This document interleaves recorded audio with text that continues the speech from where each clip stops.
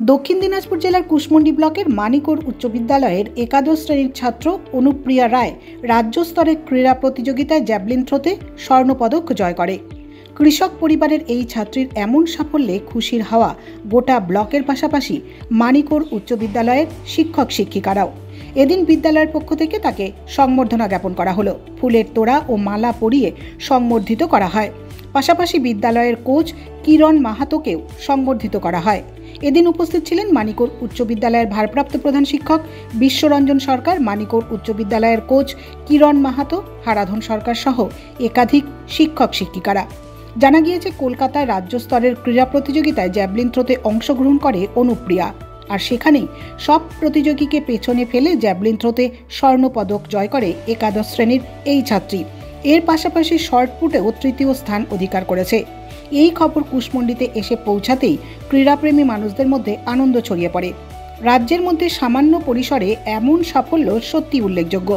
অনুপ্রিয়ার পিতা পেশায় একজন কৃষক, নিম্ন মধ্যবিত্ত পরিবারের মেয়ে অনুপ্রিয়া। আমি শুধু চাই বলতে যে শুধুমাত্র কিরণ স্যার এর জন্য হয়েছে, আর এখন সাই আছে, সায়েরও স্যার আছে।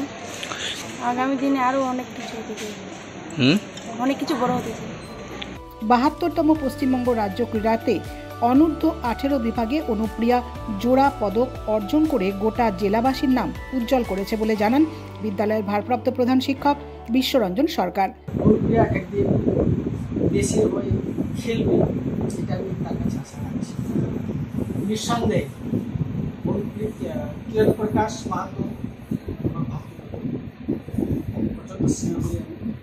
এবং তার হাতে যাবতীয় যে খেলার যে বিষয়গুলি তার হাতে আমি অর্পণ করেছি, এবং তার আমার মতামত নেয়, কিন্তু ওর মতামতের কথা আমি দিয়ে তার কোচিং করতে গিয়ে ওর যেন কোনো বাধার সৃষ্টি না হয় সেটা আমি দিকে যেমন দেখি, এবং সঠিক সিদ্ধান্তটা ওই নিতে হবে। কারণ আমার অভিজ্ঞতা আর একজন কোচের অভিজ্ঞতা যেটা আছে, সেই দায়িত্বটা ওকে পালন করতে হবে।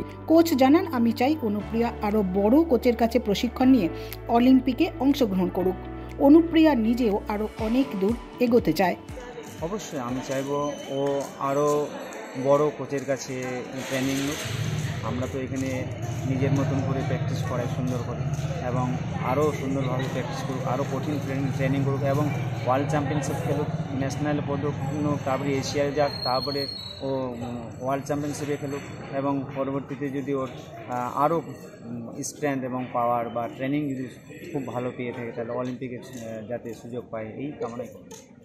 ধন্যবাদ।